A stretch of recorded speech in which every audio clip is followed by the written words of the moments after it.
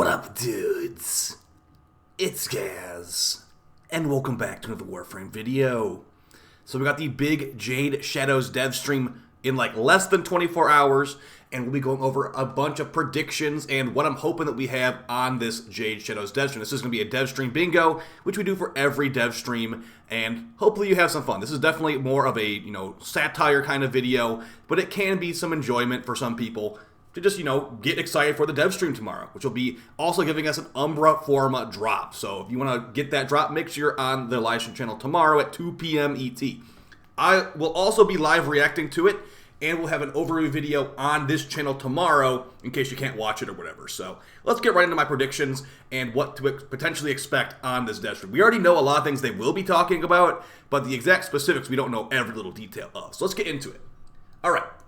So for the first one, this is definitely a satire one on the first square here. We got someone says Infested Lich. We know that Steve will be on the stream, the CEO of DE, and he loves to say Infested Lich on their streams. Infested Liches are supposed to be, after TennoCon this year, but we have minimal information on the actual, specifics of the Infested Lich. So he might say Infested Lich just to be funny. I wouldn't expect big Infested Lich info on this stream. But after they did tell us, wait until TennoCon for Infested Lich information. So if they say the word Infested Lich, fill in that square. All right, moving on to the next one.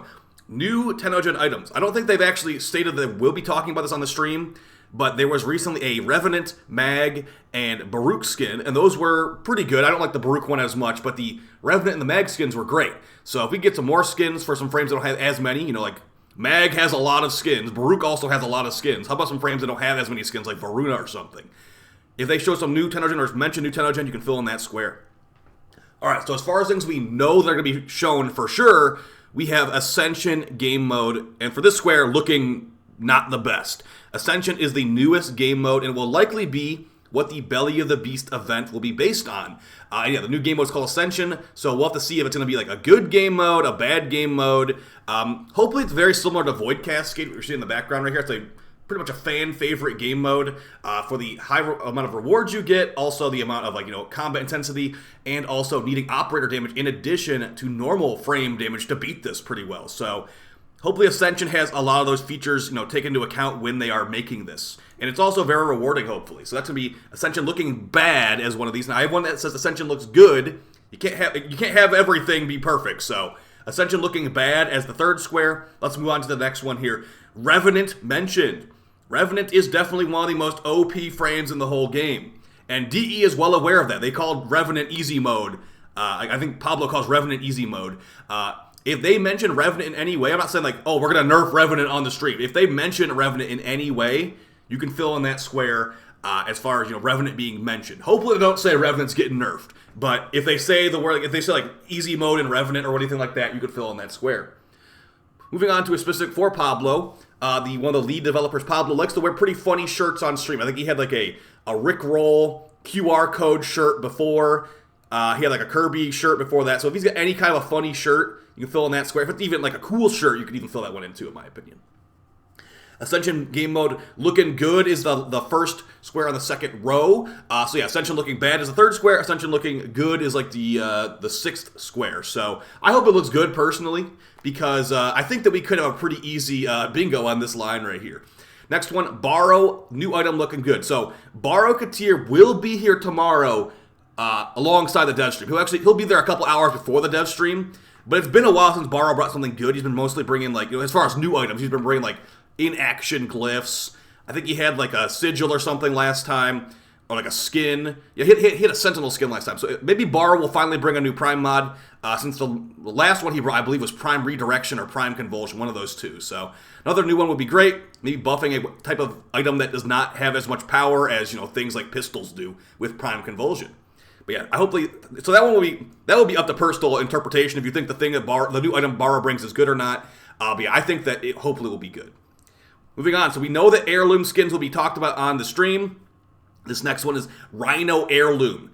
If Rhino is one of the frames getting an heirloom skin, you can fill this one in. If it's not, unfortunately, that's not going to be the one you can fill in. Rhino and Ember are both very old frames that there's a likelihood that they will have a heirloom skin in the future. And they are talking about new heirlooms on this Devstream, so there's a potential for that to happen. Next one, Tennokan drop reveal. If you didn't know this, you may be newer to the game. Every Tennokan has a prime frame as a drop. I don't know what frame it's going to be. Maybe they will reveal it on this stream. If they don't, expect that like, a couple weeks before Tennokan for them to reveal which prime frame will be the free drop from Tennokan. If you already have the frame, you can just delete the extra version for like a WARFRAME slot, honestly. All right, Kuva Stug mentioned. I feel like DE talks about the Kuva Stug more than we do at this point, and there is no Kuva Stug. So they kind of like to joke about the Kuva Stug, but in reality, the Stug is definitely one of the worst weapons in the game, and just joking about a Kuva version that is never actually going to come out is not going to do us any good. So DE, if you're going to joke about the Kuva Stug, how about you actually make a Kuva Stug instead of like a Kuva Sobek? Because the Kuva Sobek is pretty generic. The Kuva Stug is... The normal Stug is not that generic, it's just not very good. So, a Kuva Stug would be great, but if they mention Kuva Stug or Infested Lich for that matter, you could fill in those two. They usually like to mention those like on dev shorts. I think someone's going to say Kuva Stug, though. Alright, next one. Jade Shadows the first week of June. So, the Jade Shadows update is going to release in June, but we don't know when in June. So, I've got one square for the first week of June. I got one square for the second week of June. I don't want them to release it the third week of June because that's when the Elden Ring Shadow of the Erdtree DLC comes out. So let's hope that for their sake and for all of our sakes, it's first week of June or second week of June. Because if it's the second week of June, you still have like a week to play Jade Shadows before the Erdtree comes out. If it's the first week of June, you got 2 weeks to play. And yeah, regardless of the fact, they were likely the new event Belly of the Beast will be active during Erdtree's launch. So there's gonna be something's gonna be sacrificed here. We're gonna either not grind out now. Thankfully or not, the arcanes from the new event are limited. So I guess you'll get your 2 arcane sets and go play Erdtree technically. But yeah, first week of June is gonna be that square. Next one. Now this is very overly ambitious. I didn't even want to put this on here, but I think there might be a small chance. New 1999 character reveal. 1999 is gonna have humanoid Mag, humanoid Excalibur, Arthur, and Aoi. I think that we need to get Volt or Loki or some other starter frame as the one of the third characters, another character for the 1999 quest. Now, this might be something that they show at Tennokan instead of on a random dev stream like that.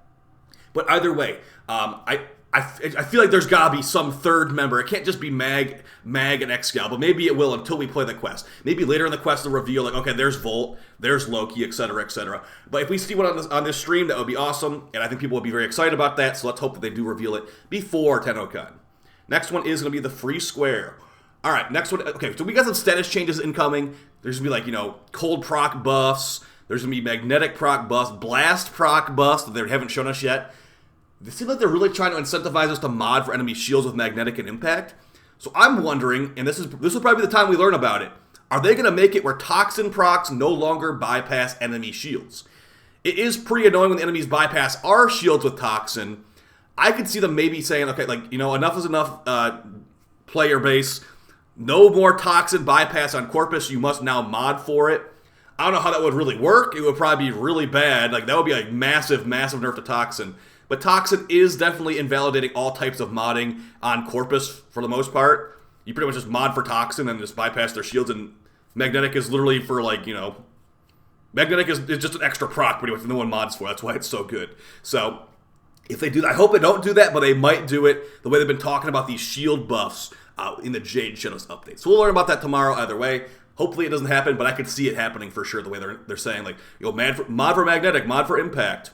Speaking of these status changes, this next one is Blast Damage looking OP. If you saw my previous Devstream overview video, they did have the Blast proc changes on their post, and they edited them out. Before it was edited out, they sounded really strong, like delayed death explosions and guaranteed stagger and an AoE for Blast proc. That is a lot better than what they currently do. They do minus accuracy right now for enemies. So if they were to buff them to that level, that would make Blast Damage potentially worth modding for. So we'll have to see. But if it's anything like the ones they already edited out of the post, it should be pretty ridiculously strong. So if it's anything near like that one, I'm gonna probably fill in that square for Blast Damage looking OP, and hopefully they do make it nice and OP because Blast Damage is definitely not used very heavily by a lot of players.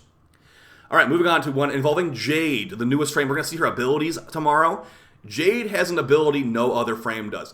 This is going to be as specific as I want to get here. I'm not going to be like, Jade has a healing attack. Jade has an overguard attack.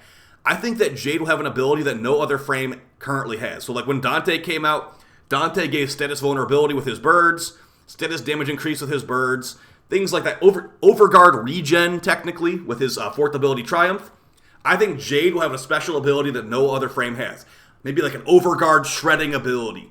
Maybe like a, the list goes on. They could definitely add some stuff on there. An insta-kill attack. I know if Garuda has that technically. Insta-kill attack on guns. Things that are not any other frame has, but we already know she's going to be a debuffer support. So something a debuffer support could have that no other frame has. So I'm excited for it. Hopefully Jade is going to be really, really good for endurance runs and just look cool in general. So we'll see that tomorrow. Moving on to the next one, Ember Heirloom. Now, if they did an Ember Heirloom skin, that would mean that they would likely do what they did last year with, like, Frost and Mag, and they would unvault Ember for the rest of the year after TennoCon. So that would be a lot of Glaive Relics getting put into the wild. Like, there haven't been Glaive Relics for, like, multiple years. And they're to make it where Glaive Relics are available for, like, 6 months straight. That would be a lot of Glaive Relics and Ayas being dropped on those Glaive parts. So that would be a way they could do it. That would definitely increase the supply of Glaive Relics. But yeah, Ember herself, if they made an heirloom skin for her, I mean, I don't think many people would buy it. Ember is not really the best frame in the game at all right now. I think Frost might be doing better than her, honestly. I play Frost a lot more, and I didn't buy the skin because before it was bundled with the Mag. We're not talking about the heirloom pricing right now, but they did say they're going to change the heirloom price and be better. So they better be like individual skins I can buy, or like, the Frost only part, or like the Rhino only part, or the Ember only part. Whatever they end up doing, they said there would be more options this time, and let's hope they stick to their word. I think they will. But yeah, Ember Heirloom is going to be one of those squares. I think Ember could use some buffs as she gets a $90 skin like she might be getting. Next one, Jade Eximus, looking annoying. There's a new Eximus type called the Jade Eximus being added in this patch or the update, and we don't know what it does yet. We'll probably learn about what it does tomorrow. Involving Jade Light in the lore of this game. Jade Light was used to execute enemies or whatever in the lore. So it might be something involving execution. It might involve something being like operator. Who knows? We will find out tomorrow. But I'm hoping that it's an actual worthy new Eximus type in this game. Moving on to new changes coming to Jade Shadow's update. The HP buffs are actually, if you didn't know this, they are going to be nerfing enemies' overall armor allowance. Like they will never be an armored enemy that has like 270,000 armor, whatever the numbers are right now. They will be capped at 2,700 armor, even for a high-level Thrax like you're seeing in the footage right now. Those enemies are going to be getting an HP buff to compensate, so I'm hoping that it makes it where, they're maybe more tanky. Like, they're getting shredded right now. I am technically playing Chroma with Lieutenant Glaxian, which is really good for high levels, but, how about, make them a little bit more tanky, honestly? So I'm expecting them to be, easier to kill at high levels, but since they're buffing their overall HP and nerfing their armor, we're already armor stripping them in the first place, so it might be an overall slower kill time. We'll have to see, but this one is HP buffs are extreme. If they, double the enemy's HP because the armor compensation, that would definitely be a longer kill time on a lot of these enemies. Next one, Pet Rework 2.0 info. So they do owe us Pet 2.0. That would involve Smita nerfs, unfortunately. That would also involve other pet buffs. So we're talking the worst sentinel weapons of the game getting buffed. The worst doggos in the game getting buffed. The Kubraus getting buffed. All those companions that no one uses getting buffed because that's the point of them buffing them. So people will use them when they're not used right now. So that stuff was put on the back burner. They were talking about it last year, October of last year, and we're halfway through 2024, and they have not added them. They said they were put on a back burner for a bit, so let's hope that we get them soon.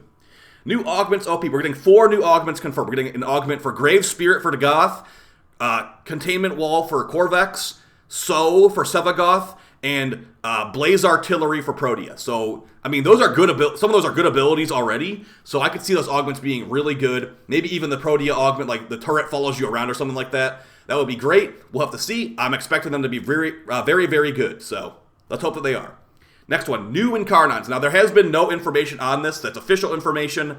But Incarnons did do pretty well before. So let's hope that they're going to add some new Incarnons, Tigris Incarnon, Axleto Incarnon, things that are underwhelming and old, get some buffs and, some quality of life buffs as well. So let's hope that they add some of those. That might be more of a TennoCon thing, though. Next, I'm going to go with the HP buffs. Our extreme HP buffs are a joke. If they are removing all this armor and buffing the enemy's HP by 10%, they're going to die in 1 tick of damage, not 3 ticks of damage with this kind of Chroma build. So we'll see. There'll probably be a dev workshop after the stream goes out, and we'll be discussing all this stuff over the weekend for like, you know, the dev stream overview video on Friday, and then if there's a dev shop, maybe like a dev shop overview video on Saturday. We'll have to see. But yeah, hopefully they got their numbers good here, and they're not like gonna make it too easy or too hard for players. I don't mind if they make it too hard. I'd be okay with it, honestly. Like, make it where I gotta pump out some big damage to even kill these guys.